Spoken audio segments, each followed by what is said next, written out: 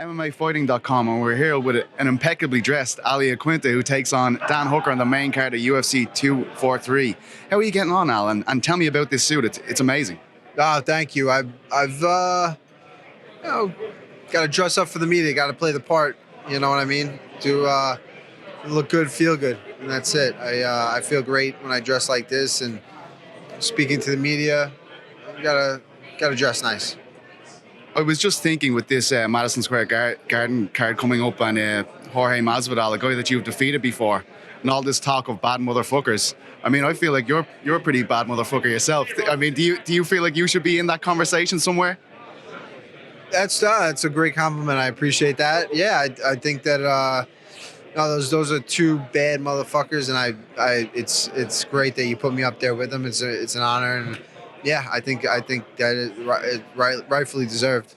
You like that the whole idea of this belt? I suppose it's controversial in some respects. Some people don't like the idea of this the manufactured belt as opposed to a champion, a meritocracy based system. How do you feel about it? Yeah, I don't know. I think that the toughest motherfucker is the champ. The real champ. But I don't know. It's a little weird, but they're actually going to put a belt on somebody that's not the champ. But those are two bad motherfuckers. So it is what it is. It's whatever. I'm not really, it's not my thing. I'm more of like a traditionalist. The champ is the champ, and that should never be, I would feel very disrespected as a champion if they were putting a belt on someone else in my weight class. Are you surprised to see the elevated stock of Jorge at all? Like, having been in there with him and just seeing like two fights is pretty much changed his career trajectory completely.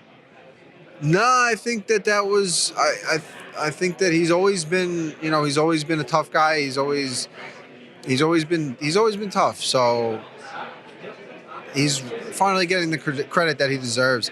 And I think he's found something new at 170. I think he enjoys being a little bigger, not cutting so much weight and depleting himself. He's more of just like street fighting. I think that's more of his kind of thing. So I think he gets in there. He doesn't cut too much weight, and I'm happy that he's found a lot of success there.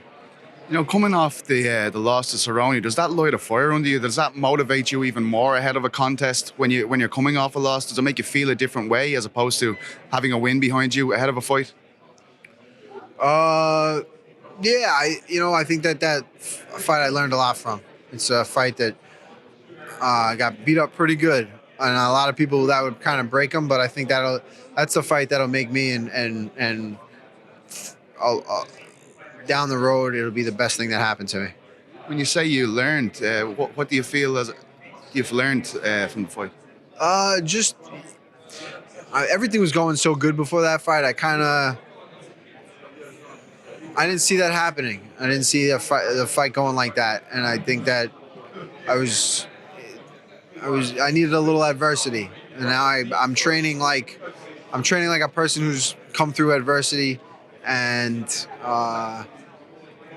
just little things, nothing huge, just little changes in the way I train, preparation for the preparation and the way that I'm gonna fight. It's gonna be a good thing for me. When I hear you speak about this fight with Hooker, you seem almost annoyed that you had to come over here to fight him. When I hear you speaking about it, like, he called me out when I'm going there. Oh, yeah. Does it put a lot of strain on you having to travel this far? No. I know it's. No, that's why I was the one that offered the UFC the fight. He called me out, and then I approached the UFC. I wanted to come over here. This was I was thankful that he called me out, and then he called me out here. They wanted to make the fight happen at MSG, and I said, no, he called me out for Melbourne, and that's where it's going to happen. So I've fought here before. I fought in front of the Australian people. I've spent time. I came over another time a year later to teach seminars for 4 weeks, and I spent a lot of time in Sydney, Byron Bay, at the Great Barrier Reef. I'm a huge fan of the Australian people. I love the people here and the culture here. So any chance I can get back, any chance I can have to get back over here, I'll take it. Does he have more to gain from this fight than you, given your ranking situation? I don't think so. I don't think so. I think that we're two top lightweights in the world that are going in there. I don't really look at the rankings too much. He's coming off a big knockout win over a tough opponent, James Vick, and I'm looking to get myself back into that title picture. I'm going to get myself back into that title picture, and it's going to start on Sunday. Just one final question. Does it feel good that you're coming over here to fight a guy from this area and you still get this rousing reception at the open workouts? I was pretty blown away by that. Like, I mean, they greeted you like a hometown favorite nearly. Yeah, no, like I said, I've spent a lot of time here. I've fought here before.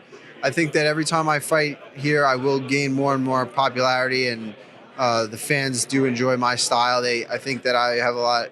The Australian people, like, they work hard and they play hard, and that's what it's all about. So I took this opportunity because I knew that the fans were awesome to fight in front of, and I think they appreciate that. So I'm blown away by the support, and I think that it'll keep getting stronger. Thank you so much, Al. Thank you.